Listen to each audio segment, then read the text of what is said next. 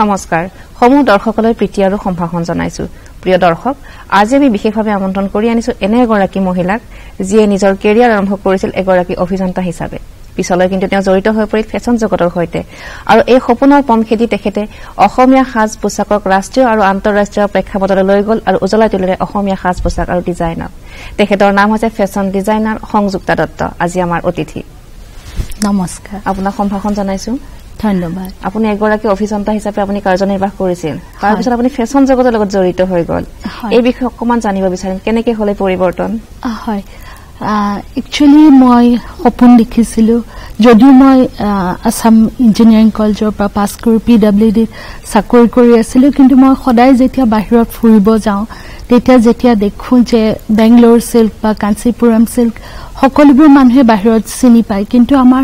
Assam silk খুব কম মানুহে জানিছিল সেই বস্তুটোৱে মোক সদায় দুখ দি আহিছিল অসম চিল্ক মানে পাটৰ কথা কৈছে হয় পাট মুগা আৰু কাপোৰৰ কথা কৈছে হয় অসমৰ হেণ্ডলুম ইণ্ডাষ্ট্ৰিটোৰ কথা কৈছো কাৰণ মই ধৰক নালি চিল্ক বা কিবা এনেকুৱা চিল্কৰ দোকানত যেতিয়া যাওঁ তেতিয়া কৰবাত চুকত দুখন বা তিনিখন শাৰী এনেকে থৈ দিয়া থাকে কিন্তু আমাৰ অসম চিল্কটো ইমান ধুনীয়া ন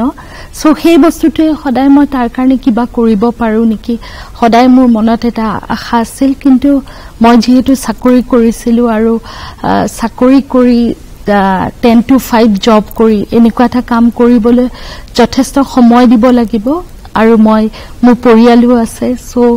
সেইখিনি সময়ত মোৰ অলপ অসুবিধা হৈছিল সেইকাৰণে মই ভাবিলো যে কিবা এটা স্যাক্ৰিফাইস কৰিব লাগিব কিবা এটা কৰিম যেহেতু ভাবিছিলো সো মই মোৰ পেশনৰ পাছত দৌৰিলো আৰু মই মোৰ চাকৰি বাদ দি আজি এই লাইনটোত নামি হয় এতিয়াতো আপোনাৰ ফেশ্বন ডিজাইনাৰ বুলি সকলোৱে জানে কিমান বছৰ আপুনি চাকৰি ডিজাইন দিয়াৰ পৰা আজি দিনটোলৈ কিমান বছৰ হ'ল আপোনাৰ মই একচুৱেলি 2012ত আৰম্ভ কৰিছিলো আৰু 2013ত মই ৰেজিগনেশ্যন দিছিলো চাকৰিৰ পৰা PWDৰ পৰা আৰু সেইটো মোৰ কাৰণে ডাঙৰ ষ্ট্ৰাগল আছিল কাৰণ মই যেহেতু ফেশ্বন জগতৰ একো নাজানো মোৰ একো ডিগ্ৰীও নাছিল আৰু মোৰ কোনো এনেকুৱা গাইড দিব পৰা কোনো নাছিল সো যেতিয়া মই চাকৰি এৰিম বুলি কৈছিলো তেতিয়া সব ফালৰ পৰাই মোক সবে এটা কথাই কৈছিল যে ফেশ্বন জগতৰ একো ABCD নাজানাকে এটা ক্লাস 1 গেজেটেড অফিচাৰ চাকৰি বাদ দিয়াটো মূৰ্খামি হ'ব বুলি আপুনি ইমান সাহস কেনেকৈ পালে বাৰু তাৰ আৰত আছে মোৰ হাজবেণ্ড একচুৱেলি তেওঁ জাস্ট মোক এটা কথাই কৈছিল যে জাস্ট সপোনৰ পাছত দৌৰা যি বিচাৰিছা যদি বাই হাৰ্ট বিচাৰিছা দেন চাকৰি বাদ দি এইটো ক্ষেত্ৰত নামা তেওঁৰ সাহসতে মই চাকৰি বাদ দিবলৈ সক্ষম হৈছিল আৰু আজি 10 বছৰৰ ভিতৰতে আপুনি ইমানখিনি পৰ্যায়ত পালেগৈ ৰাষ্ট্ৰীয় পৰ্যায়ত বা আন্তঃৰাষ্ট্ৰীয় পৰ্যায়ত আপোনাৰ কাপোৰ পৰিধান কৰা আমি দেখিছো বা আপুনি শ্ব'বোৰ কৰা দেখিছো সেই সম্পৰ্কে আমি কথা পাতিম এটা প্ৰথম কথা হ'ল আপুনি যেতিয়া চাকৰি ৰিজাইন দিলে বা চাকৰি আপুনি কৰি আহি হ'ল আপুনি প্ৰথম কাম কি কৰিলে তাৰ পিছত মই তেতিয়া বহুত অসুবিধাৰ সন্মুখীন হৈছিলো কাৰণ তেতিয়া এটা একঘেয়ামি এটা ট্ৰেন্ড চলি আছিল সো মেখেলা চাদৰৰ প্ৰতি আগ্ৰহটো মানুহৰ বহুত কম হৈছিল সেইটো সময়ত তেতিয়া মই মোৰ কোনো বোৱনী নাছিলে মোৰ লগত সো মই শুৱালকুছিত গৈ মই মোৰ ডিজাইনবোৰ বুজাবলৈ চেষ্টা কৰিছিলো কিন্তু যেহেতু এটা ট্ৰেন্ডত বস্তুটো চলি আছিল তেওঁলোকে মোৰ ডিজাইনখিনি বুজি পেলাই বনাবলৈ অসুবিধা পাইছিলে তেতিয়া মই তিনিখন খালেদি প্ৰথম আৰম্ভ কৰিছিলো 2014ত মই তিনিখন খাল বহাইছিলো কিন্তু তেতিয়া কি হয় বনিবোৰ আহে আৰু এডভান্স লৈ গুচি যায় তেতিয়া মই এনালাইসিস কৰি গম পাইছিলো যে তেওঁলোকৰ যথেষ্ট কষ্ট হয় এযোৰ কাপোৰ বনাওতে 15 দিনৰ পৰা 20 দিন সময় লাগে আৰু সেইমতে তেওঁলোকে ওয়েজেস পাৰিশ্ৰমিকটো নাপায় যেটো কাৰণে তেওঁলোকে ধৰক বেলেগ ফ্যাক্টৰী বা কৰবাত গুচি যায় বেলেগ কামৰ কাৰণে আগ্ৰহী হৈছিল সো তেতিয়া মই তেওঁলোকৰ ওয়েজেসটো বহাই দিলো আৰু তেওঁলোকৰ থকা খোৱা সব ব্যৱস্থা মই ফ্ৰী কৰি পেলাই আৰু তেওঁলোকৰ ইনসেন্টিভ দিয়া আৰম্ভ কৰিলো যে মাহত যদি এনেকা 3 জোৰ কাপোৰ বব পাৰে ইমানখিনি তেওঁলোকে এক্সট্ৰা পাব সো এতিয়া মই 115খন খাল মোৰ লগত আছে আৰু এতিয়া মোৰ এইটোৱে ভাল লাগে কাৰণ মই সপোন দেখুৱাৰো একচুৱেলি তেওঁলোকেহে মোৰ সপোনটো পুৰা কৰে কাৰণ মই সপোন দেখিবহে পাৰো মহাত্মা গান্ধী কোৱাৰ নিচিনা সঁচাকে তেওঁলোকৰ হাতত যাদু আছে তেওঁলোকে ইমান ধুনীয়া কাম কৰিব পাৰে আৰু সেই কামবোৰ এতিয়া মই বেলেগ বেলেগ ধৰণৰ মোটিভ বনাই বেলেগ বেলেগ ধৰণৰ সব কাৰণ বাহিৰত নিবলৈ হলে আপোনাৰ তেওঁলোকৰ চাহিদাটো আমি চাব লাগিব সেইমতে তেওঁলোকে বনাই দিয়া কাৰণেহে মই আজি গৈ পেলাই এইটো হয় এইখিনি পালো হয় আমি কথা পাতিম আপুনি 115খন খাল বৰ্তমান আপোনাৰ আছে বুলি কৈছে আপুনি কেনেকৈ চলাই আছে ইমান মেইনটেইন কৰি আছে ডিজাইনবোৰ কেনেকৈ কৰে বাৰু ডিজাইনবোৰ একচুয়ালি মোৰ ডিজাইনবোৰ চালে আপুনি গম পাব আমাৰ ইমান কিটা ট্ৰাইবস আছে বেলেগ বেলেগ ধৰণৰ আমি তাৰ পৰাই মই বেলেগ বেলেগ ধৰণে মডিফিকেশন কৰি আৰু কিছুমান পেইন্টিংস অৰ পৰা মই কিছুমান মোটিভ বনাইছো তেনেকে বেলেগ বেলেগ ধৰণে মডিফিকেশন কৰি মই মোটিভবোৰ বনাও আৰু তেওঁলোক একচুয়ালি 115 জন আজি মই বহুত হ্যাপি যে মই 115 জন মানুহক এটলিষ্ট তেওঁলোকৰ ঘৰখনলৈ মই হাঁহি আনিব পাৰিছে হয় এতিয়া কথা হ'ল 115খন খাল বা 115টা পৰিয়াল আপুনি চলাই আছে এটা কথা হ'ল আপোনাৰ ডিজাইনৰ এনেকুৱা বিশেষত্ব কি যে মানুহে আপোনাৰ ডিজাইন খুব ভাল পায় হয়তো মোটিভবোৰ মই বেলেগ ধৰণে অলপ ক্ৰিয়েট কৰো কাৰণে সাকে ভাল পায় আৰু ভগৱানৰ আশীৰ্বাদ আছে মই সদায় হেতু ভাবো যে সেই কাৰণে হয়তো আগুৱাই গৈ থাকিব পাৰিছো আৰু এটা কথা মই কওঁ যেতিয়া বাই হাৰ্ট কিবা এটা বিচাৰা যায় মোৰ এটো লাইফৰ মোটো হয় if you want something do it so madly so badly that the whole universe will help you to achieve this হয় so hetu মোৰ লাইফৰ মোটো so মই বিচাৰো কাৰণ এটো মোৰ প্ৰফেশন নহয় ডিজাইনিং টু এটো মোৰ পেশন হয় আৰু যেতে কামটো পেশন হয় তেতিয়া সাকে ভগৱানেও সহায় কৰে হয় ভাল লাগিলে আপোনাৰ কথাখিনি শুনি গতিকে আমি আশা ৰাখিছো আপোনাৰ কথাখিনি নিশ্চয় আমাৰ উঠি অহা প্ৰজন্মকো নিশ্চয় সহায় কৰিব কাৰণ বহুতেই বিচাৰে কিন্তু সাহস নকৰে কিবা এটা কৰিবলৈ গতিকে আপুনি ধৰক এটা খুব এটা ভাল চাকৰি এটা এৰি আপুনি নিজৰ সপোনৰ পিছত দৌৰি লাগি সফল হৈছে গতিকে আমি আশা ৰাখিছো আমাৰ আপুনি যেনেদৰে কাম কৰিছে আমাৰ উঠি অহা প্ৰজন্ম তেনেদৰে নিজৰ সপোনৰ পিছত যাওক সপোনৰ সাকাৰ দিয়ক নহয় জানো এটা বাইদেউ আৰু এটা কথা জানিবলৈ মন যায় যে আপুনি ধৰক ৰাষ্ট্ৰীয় পৰ্যায়ত আৰু আন্তঃৰাষ্ট্ৰীয় পৰ্যায়ত বহু কেইটা শ্ব' কৰিছে এই শ্ব' সম্পৰ্কে আমি জানিব বিচাৰিম যে প্ৰথমতে আপুনি যেতিয়া ভাবিছিলেনে কেতিয়াবা আপুনি নিউয়ৰ্কত শ্ব' কৰিব লণ্ডনত শ্ব' কৰিব বা আপোনাৰ কাপোৰ বলিউডৰ এক্ট্ৰেছবোৰে পিন্ধিব কৰিশ্মা কাপুৰৰ পৰা তাবুৰ পৰা আমি বহুতকে দেখিছো হেমা মালিনী সকলোকে দেখিছো আপোনাৰ কাপোৰ পৰিধান কৰা এই জাৰ্নিটোৰ বিষয়ে অকমান জানিব বিচাৰিছো কেনেদৰে হ'ল বাৰু হয় চাওক মই যে আৰম্ভণিতে যে মই কৈছিলো যে মোৰ বাহিৰত লৈ যোৱাতে মোৰ সপোন আছিল মানে অসমৰ হেৰি আৰু তেতিয়া মই প্ৰথম ভাবিলো কেনেকে মই নিব পাৰিম ইণ্ডিয়াৰ টপ মোষ্ট ফেশ্বন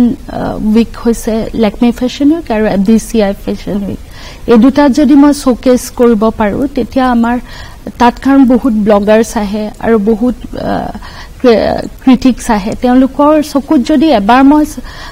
দেখুৱাব পাৰো তেতিয়া হলে মই জানো যে ইমান ধুনীয়া বস্তু তেওঁলোকে সবে আকোৱালি ল'ব সো তাত জয়েন কৰিবৰ কাৰণে মই প্ৰথম চেষ্টা কৰিলো লেকমে ফেশ্বন উইকত জয়েন কৰিবলৈ তেতিয়া মই এটা কথা ক'ব বিচাৰো সকলোকে যে সফলতা মানুহক নিশিকায় সদায় বিফলতাই শিকায় সাকসেছৰ পৰা আপুনি একো শিকিব নোৱাৰে মই প্ৰথমবাৰ যেতিয়া লেকমেত এপ্লাই কৰিছিলো তাত এটা লং প্ৰচিডিউৰ প্ৰথমবাৰ মোক ৰিজেক্ট কৰিছিল তেওঁলোকে মোৰ ফৰ্মখন ৰিজেক্ট কৰিছিল তেতিয়া মই প্ৰথম কানিছিলো কিন্তু তাৰ পাছত ভাবিলো যে মই কি কাৰণে ৰিজেক্ট কৰিছে এনালাইসিস কৰি গুটেই উলাই নেক্সট ইয়াৰ মই আকৌ এপ্লাই কৰিলো আৰু নেক্সট ইয়াৰ যেতিয়া এপ্লাই কৰিছিলো সেইবাৰ মানে টাইমছ অফ ইণ্ডিয়াই মোক বেষ্ট ৱেডিং ট্ৰছো ডিক্লেয়াৰ কৰিছিল আৰু প্লাস 5 জন ইণ্ডিয়াৰ টপ মোষ্ট ডিজাইনাৰ ভিতৰত ৰাখিছিল সেইটো মোৰ প্ৰথম তেতিয়া মই গম পালো যে হয় পাৰা যাব তাৰ পাছত এতিয়া তেওঁলোকে মোক ইনভাইট কৰে জয়েন কৰিবৰ কাৰণে তাৰ পাছত মই লাকি এনাফ মই ফেসবুক আৰু ইনষ্টাগ্ৰামত ফটো দিয়াৰ পাছত মোক পেৰিছ ফেশ্বন উইকৰ পৰা ইনভাইট কৰিলে নিউয়ৰ্ক ফেশ্বন উইকৰ পৰা ইনভাইট কৰিলে যোনটো ৱৰ্ল্ডৰ কিটা ডাঙৰ ফেশ্বন উইক বুলি কয় মিলান লণ্ডন নিউয়ৰ্ক আৰু পেৰিছ ফেশ্বন উইক তাত মই লাষ্ট অংশগ্ৰহণ কৰি আহিলোঁ পেৰিছ ফেশ্বন উইকত আৰু যোৱা বছৰ মই নিউয়ৰ্ক ফেশ্বন উইকত অংশগ্ৰহণ কৰিলোঁ আৰু মোৰ যোনটো সপোন আছিলে ধৰক মেখেলা চাদৰ গোটেই পৃথিৱীৰ মানুহে জানক সেই সপোনটো মোৰ পূৰা হ'ল বুলি মই এইকাৰণে ভাবোঁ কাৰণ ভগ ইটালিয়া ৱৰ্ল্ডৰ নম্বৰ 1 ফেশ্বন মেগাজিন তাত এটা ডিজাইন ওলাবলৈ সব ডিজাইনাৰৰ সপোন গোটেই ৱৰ্ল্ডৰ ডিজাইনাৰৰ সপোন আৰু তাত তেওঁলোকে এবাৰ মোক ভগ ইটালিয়াই 2টা ডিজাইন মোক কভাৰ কৰিছে তাৰে এটা মেখেলা চাদৰ এইটো আমাৰ কাৰণে খুবেই গৌৰৱৰ বিষয় হয় আৰু আপোনাৰ জাৰ্নিটো শুনি মানে আমি ইমান ভাল লাগিছে সপোন দেখি থকাৰ নিচিনা লাগিছে আচলতে সঁচাকৈ অসমৰ পাট মুগা খুবেই সুন্দৰ অতীজৰে পৰাই খুবেই সুন্দৰ হেৰি কিন্তু আমি আচলতে প্লেটফৰ্মত লৈ যাব পৰা নাই কিন্তু আপুনি যেনেকৈ প্ৰয়াস কৰিছে বা যেনেদৰে আপুনি সফলতা অৰ্জন কৰিছে খুবেই ভাল লাগিছে আমি আশা ৰাখিছোঁ দৰ্শকসকলেও নিশ্চয় অনুপ্ৰেৰণা পাব আপোনাৰ পৰা আৰু কওকচোন আপোনাৰ অভিজ্ঞতাবোৰ হয় তাৰপাছত এতিয়া চাওক মই কান্স ফিল্ম ফেষ্টিভেলতো ৰেড কাৰ্পেটত মোৰ যায় সো মই আপোনাৰ মানে ড্ৰেছ ডিজাইন পিন্ধিছে তেওঁলোকে হয় তেওঁলোকে মোক কণ্টেক্ট কৰে মই কাকো কণ্টেক্ট কৰিব লগা নহয় তেওঁলোকে মোক কণ্টেক্ট কৰে মেইল দিয়ে ইনষ্টাগ্ৰামত DM কৰে যে আমি বিচাৰো মই তেনেকুৱাকে বহুত মোৰ ফেচবুকত মই দি থৈছো মানে সেইটোৱে মই ক'ব খোজো উঠি অহা ল'ৰা ছোৱালীখিনিক য়াংষ্টাৰ্ছখিনিক যে নাথিং ইজ ইম্পচিবল যদি সপোন দেখা সপোনটো যদি শুদ্ধ হয় তেতিয়াহ'লে ইউ কেন এচিভ এনিথিং আৰু সেইটো এৰি দিব নালাগিব কাৰণ প্ৰত্যেকটো আমি সফলতাটো প্ৰথমতে আশা কৰিব নালাগিব আসলে আমাৰ ভুল হেতুৱে হয় আমাৰ সকলোৰে ভুল হেতু হাৰি যাব নালাগিব হাৰিলে আমি ভাঙি যাওঁ আৰু আমি হাৰাটো সহ্য কৰিব নোৱাৰো আসলে আমি প্ৰথমতে আমি তেনেদৰে জাৰ্নিটো ষ্টাৰ্ট কৰিব লাগিব হাৰিলেও যাতে আমাক আমাৰ যাতে ৰাস্তাৰ পৰা আমি লক্ষ্যভ্ৰষ্ট নহওঁ লক্ষ্যভ্ৰষ্ট যাতে নহওঁ হয় গতিকে সেইখিনিতে আমাৰ ডাঙৰ ভুল যাৰ কাৰণে আমি সফল হ'ব নোৱাৰো গতিকে আপোনাৰ যিটো কাহিনী আপোনাৰ জীৱনৰ যিটো কাহিনী সেইটো নিশ্চয় সকলোকে অনুপ্ৰেৰণা দিব বুলি আশা ৰাখিছো আৰু আপুনি যে ক'লে যে আপোনাৰ লগত ডিজাইনাৰবোৰে কণ্টেক্ট কৰে তো আপুনি তেনেকুৱা পাট মুগাৰ ওপৰতে মানে আপুনি তেনেধৰণৰ ডিজাইনিং কৰি দিয়ে মোৰ বেলেগ ধৰণৰ আপোনাক হেৰিও থাকিব লাগিব ডিজাইনাৰ বা চিলোৱা মানুহো থাকিব লাগিব থাকিবই লাগিব তেনেধৰণৰ পোছাক চিলাবলৈতো বিশেষ ধৰণৰ প্ৰশিক্ষণৰো প্ৰয়োজন হ'ব মোৰ আচৰিত ধৰণে মোৰ লগত যোনকেইজন টেইলাৰ কাম কৰি আছে তেওঁলোক অসমৰে হয় আৰু তেওঁলোকে ইমান নিখুঁত কাম কৰে মানে মই এতিয়া পেৰিছ ফেশ্বন উইক বা নিউয়ৰ্ক ফেশ্বন উইকত এযোৰহে মেখেলা চাদৰ দিওঁ বাকীখিনিতো মই গাউন বা ড্ৰেছ বা এনেকুৱাই দিব লাগিব সেইবোৰ তেওঁলোকে চিলাই চবেই তাতে মানে বিশ্বাস কৰিবলৈ টান পায় চবেই যেতিয়া মই লৈ যাওঁ তেওঁলোকে প্ৰথম ৰিয়েকশ্যনটো হয় ইটছ আনৰিয়েল কালেকশ্যন মানে সো সেই বস্তুটো শুনি সদায় মোৰ চকু পানী ওলাই মানে সেইখিনি গোটেই অসমৰ মানুহখিনিয়ে কৰি আছে কিন্তু মানে টেইলাৰ কেইজনো মোৰ অসমৰে কোনো বাহিৰৰ বা মই বাহিৰত নকৰাও সব অসমৰে গতিকে ইমানখিনি মানুহে এমপ্লয়মেণ্টটো পাই আছে বহুত ডাঙৰ ইণ্ডাষ্ট্ৰী কাৰণ আপুনি কামখিনি কৰাৰ লগে লগে আপুনি ক'লে 115খন শাল তাৰমানে 115টা পৰিয়াল তাৰ লগতে আৰু আনুষংগিক বহুত জড়িত হৈয়ে আছে চিলাই থকা মানুহ হওক বা গতিকে খুব ডাঙৰ ইণ্ডাষ্ট্ৰী এটাৰ লগত আপুনি জড়িত হৈ আছে এতিয়া আপোনাৰ লগত আৰু এটা কথা মানে সৰু কথা এটা সুধিব মন যায় আমি যে দোকানলৈ যাওঁ আমি কাপোৰ চইচ কৰিবলৈ আমাৰ বহুত অসুবিধা হয় মহিলাবোৰৰ তো আপুনি কিবা টিপছ দিব নেকি কাৰণ আপুনি কওকচোন কেনেধৰণে কাপোৰ মানে আমি সিলেক্ট কৰিব লাগে হয় মই প্ৰথমে এইটোৱে ক'ম যে ধৰক এইটো ট্ৰেণ্ড চলি আছে মানে সেইটো ট্ৰেণ্ডে আপোনাক ভাল নালাগিবও পাৰে ফাৰ্ষ্ট চাব লাগিব আপোনাৰ বডি ষ্ট্ৰাকচাৰ কেনেকুৱা আপুনি ওখ হলে মই সদায় যেতিয়া এজনী কইনা বা এজনী ক্লায়েণ্টৰ মই ডিজাইন কৰোঁ তেতিয়া সদায় মই তেওঁৰ বডি ষ্ট্ৰাকচাৰ চাই ডিজাইন কৰোঁ তেওঁ যদি শকত হয় মই তেতিয়া তেওঁক ক্ষীণ মটিভ ইউজ কৰোঁ ওখ দেখাবলৈ তেওঁ চাপৰ হলে ওখ দেখুওৱা মটিভ ইউজ কৰোঁ কেনেকুৱা ধৰণৰ মটিভবোৰ সেইবোৰ ধৰক ওখ দেখাবলৈ আপুনি দীঘল মটিভ ইউজ কৰিব লাগিব গোল মটিভ ইউজ কৰিব নোৱাৰে তেনেকুৱা ধৰণৰ কথা আপোনাৰ বডি কালাৰৰ কথা থাকিব কমপ্লেক্সনৰ কথা থাকিব সো মই ভাবো নিজৰ মানে চলি থকা ট্ৰেণ্ডটোতকে নিজে তেওঁক কি ভাল দেখে প্ৰথম সেইটো চাই পেলাইকে এযোৰ কাপোৰ সিলেক্ট কৰিব লাগে মোৰ মতে আৰু যিয়ে নিপিনক কনফিডেন্টলি ওৱেৰ কৰিলে সেইটোৱে মোৰ মতে ফেশ্বন হয় আপোনাৰ মতে আপোনাৰ ভাষাত ফেশ্বনৰ পৰিভাষা কি বাৰু মই হেতু ক'ব কৈছো জি পিন্ধক হেতুৱে কনফিডেন্টলি ওয়্যাৰ কৰিলে হেতুৱে ফেশন মোৰ কাৰণে হয় আৰু আপোনাৰ ফেশন শ্ব' বিলাকক আমি দেখিছো আমি পেপাৰতে হওক বা বিভিন্ন মিডিয়াৰ জৰিয়তে আপোনাৰ ফটোবোৰ কিছুমান আমি মাজে মাজে দেখিবলৈ পাওঁ আপোনাক কিন্তু সদায় আমি মেখেলা চাদৰতে বেছি ভাগ দেখিছো কাৰণ মই মেখেলা চাদৰ খুব ভাল পাওঁ সো মই মেখেলা চাদৰ পিন্ধো আৰু মোৰ সদায় শ্ব' যিয়ে নহওক মোৰ ফাৰ্ষ্ট আৰু এণ্ডিংটো সদায় মই মেখেলা চাদৰ কৰো কাৰণ মই মেখেলা চাদৰ বহুত ভাল পাওঁ এটো আমাৰ বাবে গৌৰৱৰ বিষয় আচলতে আপুনি অসমীয়া মেখেলা চাদৰক ইমান পৰ্যায়লৈ লৈ গৈছে আৰু আপুনি ক'লে যে ইতিমধ্যে আপোনাৰ বিশেষ আপুনি এই বিষয়ত কিন্তু আপুনি বিশেষ কোনো ট্ৰেইনিং লোৱা নাই গতিকে সেইটো এটা ডাঙৰ কথা একো ট্ৰেইনিং নহ'লেকে আমি ইমান এটা পৰ্যায়লৈ জাৰ্নিটো এটো ইনস্পায়াৰিং ধন্যবাদ একচুয়ালি শিকাৰ একো শেষ নাথাকে ন সো মই এতিয়াও শিকি আছো মই যদি ইমানখিনি পালোহি মই এতিয়াও শিকি আছো আৰু মোৰ একো ট্ৰেইনিং নাই হেতুৱে মই ক'ব খুজিছো যে নাথিং ইজ ইম্পসিবল যদি কিবা কৰিব বিচাৰে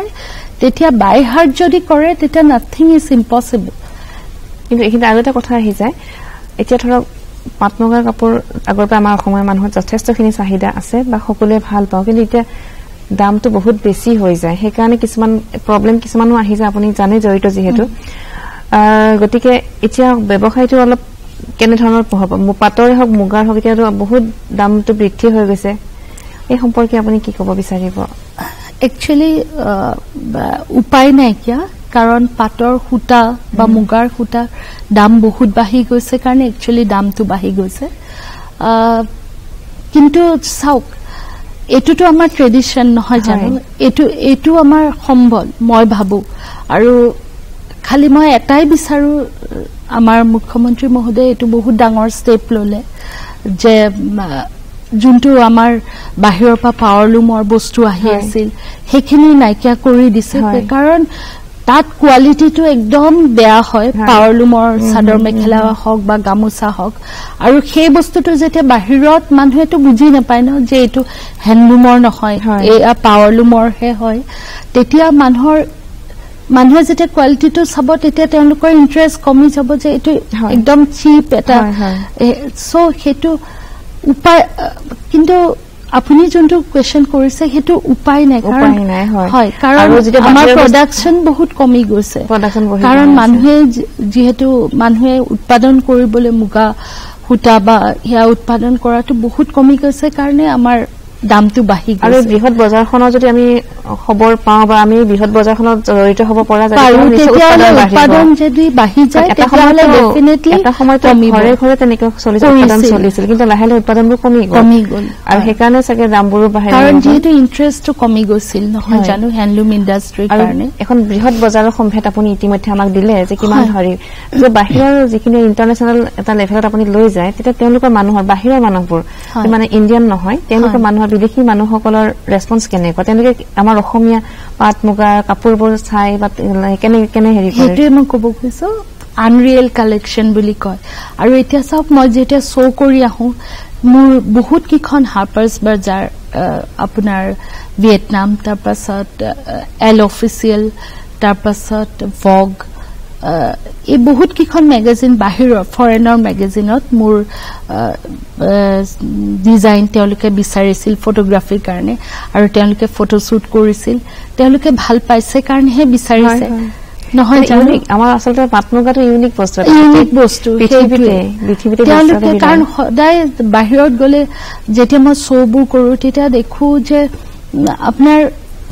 এমব্ৰইডাৰী কৰা নহলে কাট ৱৰ্ক কৰা সেইখিনিহে আমাৰতো এডাল সূতাৰ পৰা কাপোৰ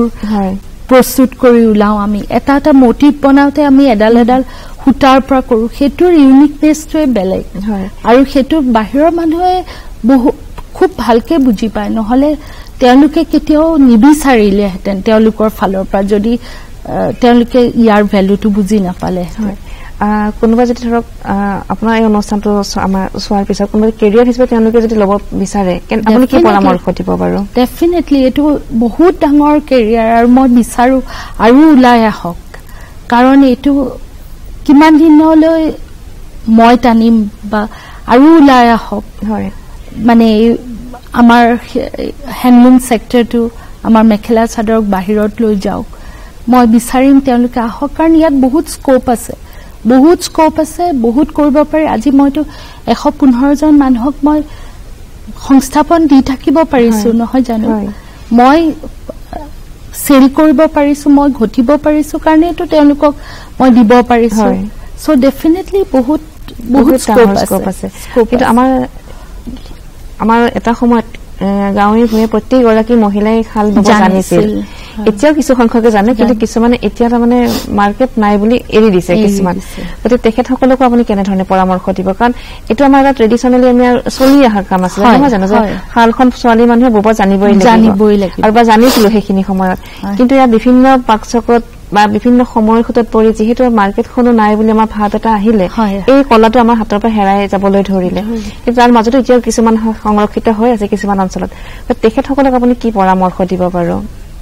সাউথ মাৰ্কেট বহুত ডাঙৰ আছে বহুত ডাঙৰ মই বাহিৰত কৰি মই গম পাইছো বহুত ডাঙৰ মাৰ্কেট আছে কাৰণ মই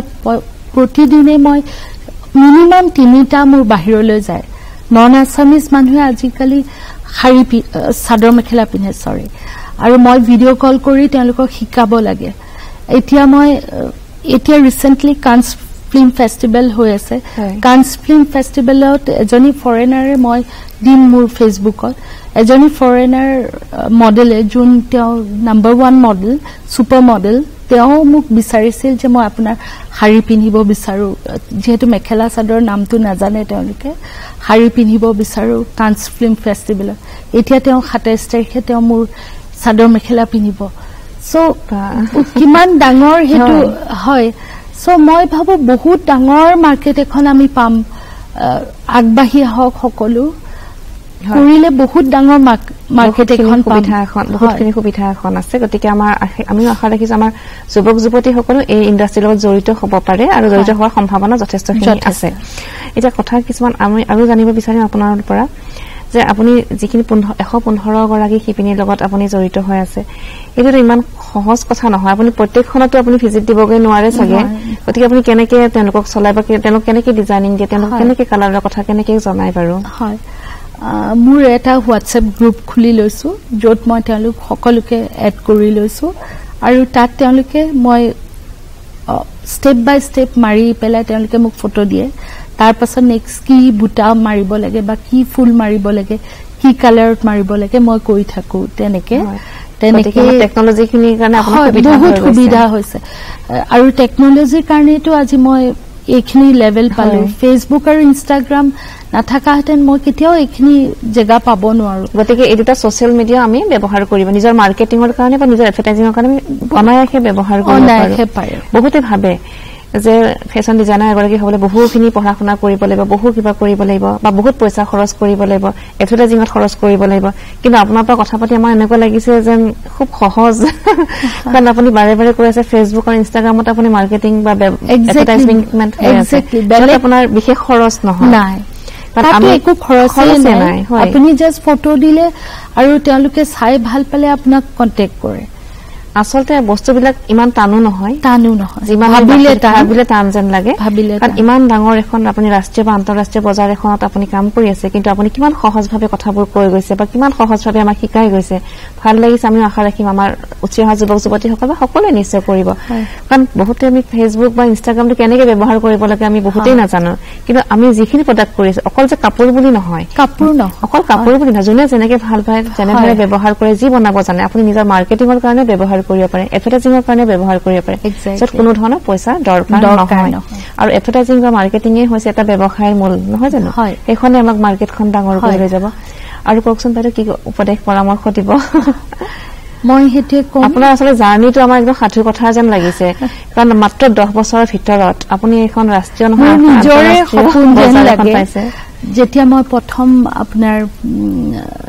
প্ৰথম ইয়াত ৰঙালী কৰিছিলো ৰঙালীত মই মোৰ ফেশন শ্ব' কৰিছিলো